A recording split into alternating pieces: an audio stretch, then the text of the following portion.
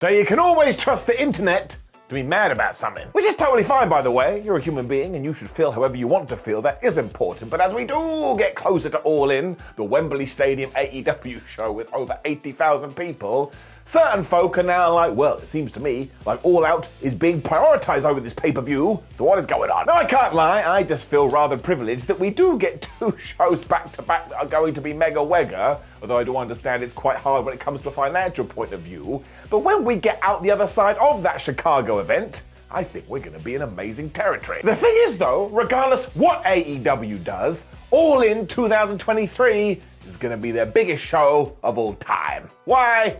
Here's why.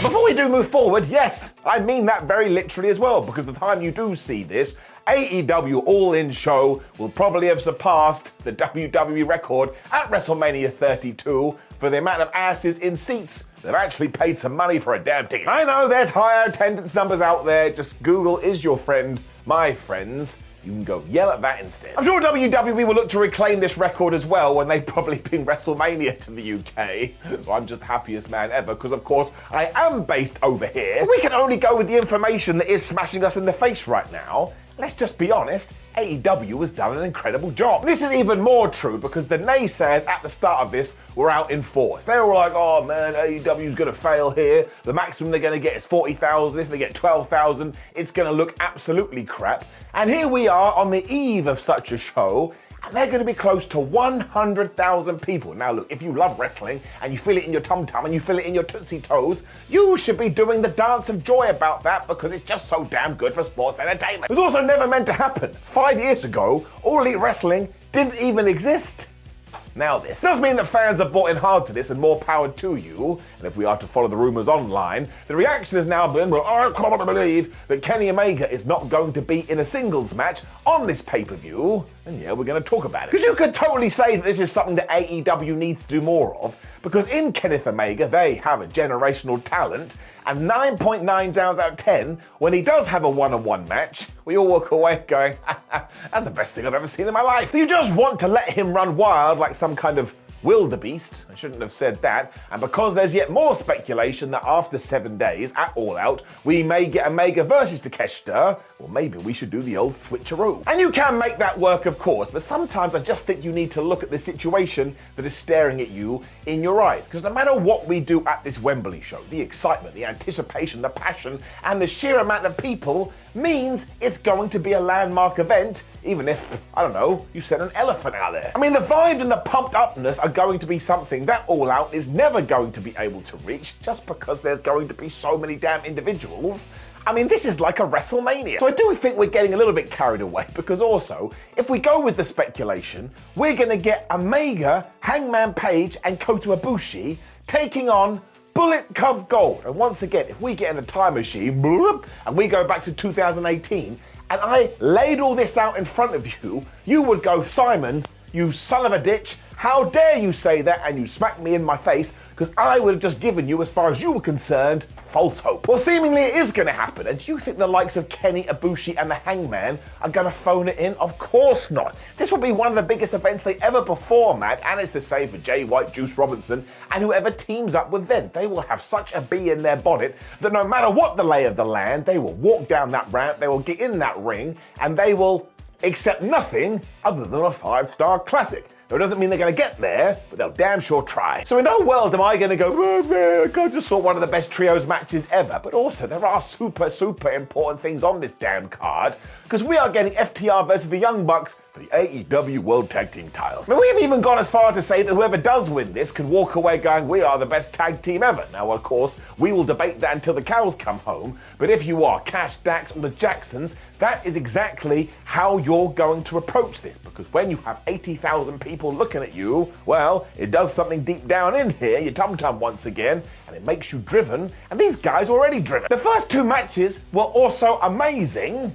This could blow it out of the water. In many ways, I think we should pull the trigger and have the Bucks win too, because what a wonderful moment that would be. Never forget, there would be no AEW without all the stuff that Matt and Nick Jackson down on the indie scene. So if all of a sudden they get to celebrate like this, and I have a tear in my eye. Madness has also been injected into this thing when it comes to Adam Cole and MJF, because not only are they going to be on the pre-show trying to win the Ring of Honor tag team titles, which is totally wild, but they're also going to be in the main event. Now, we'll get into this in just 1 second, but let's not take the human story away from this either. A year ago, Adam Cole almost had to retire because of concussion injuries, and here we are, a few months later, and he is main eventing one of the biggest wrestling shows ever.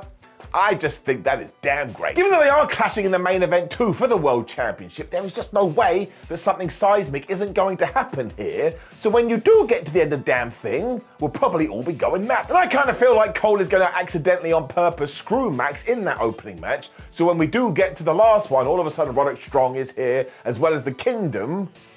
And they basically screw over MJF. So we have a massive double turn. Adam Cole starts a brand new group. Don't tell me that ain't noble stuff. You're also going to get CM Punk versus Samoa Joe, and if you're a nerd like me, that's a legacy fight. And Sting is here. Sting is going to be here. Wonderful Sting, who one day soon will retire. I remember I went to a WCW show in 2000, which is the last time I saw Sting live, and then I was basically a fetus. And now I'm a grown-ass man.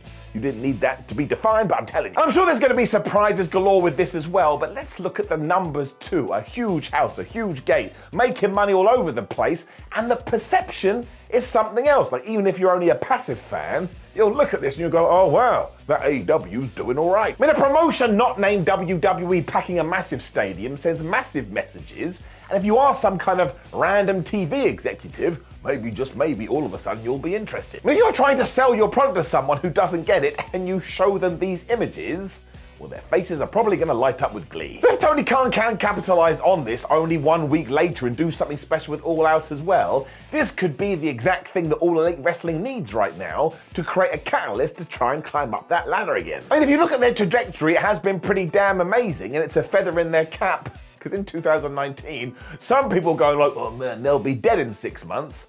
Well, no, they're still very much alive. They're about to sell out Wembley Stadium.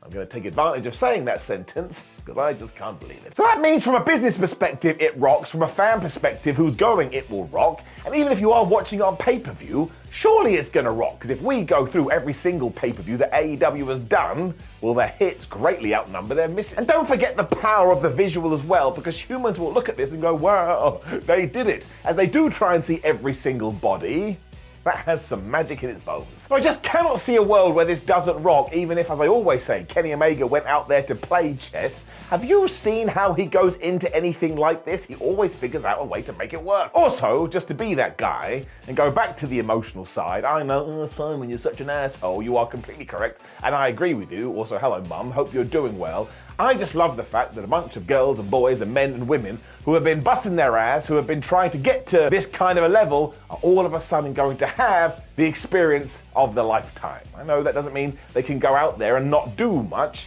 but I still think it's worth mentioning. Ultimately, too, as great as this is going to be, AEW is going to want to use it in order to come back for a second time, and sure, it will be your second time in the market, so you can't go back to Wembley. But if they can do an O2 or a Wembley Arena or somewhere up north like the Manchester Arena, well, all of a sudden you are growing your business over here. And that works for everyone. And they're not blind to this either as well. They understand the expectation is through the roof, and they'll be thinking about it. Don't forget that synergy in 2023 is important. So if there is some connective dots between All In and All Out, well, I don't think that's necessarily a bad thing. I really do think, though, that in a few years' time, we are going to look back at this and go, man, we really were part of something special, which is why I am going to enjoy it as much as I possibly can. I mean, whoever thought this would even be a thing? So now, of course, we have to get the debate going, the argument going, the rows going. There is a comment section down there, and let me know what you think. Maybe you don't like the card. Maybe you don't like the fact that AEW is going to Wembley. Maybe you're one of these crazy wrestling fans that wants it to die. No offense, but you're a strange old cat. Also, look at this. There's another why video on the screen, so please do give that a click and then like the video, share the video, see what happens when you hit that subscribe button. My name is Simon for What Culture. Thank you very much for watching me as always. Also, go to whatculture.com and follow us on social media. That's important. And if you are coming to Wembley because you live in England or Ireland or France or Spain or Norway, whatever it may be, make sure you come say hello to the What Culture crew. We are going to be there and we are just going to enjoy this as much as we possibly can. Well, also we'll argue about the matches, but that's what wrestling fandom is all about. Take care of yourself, my friends, and I will see you very, very soon.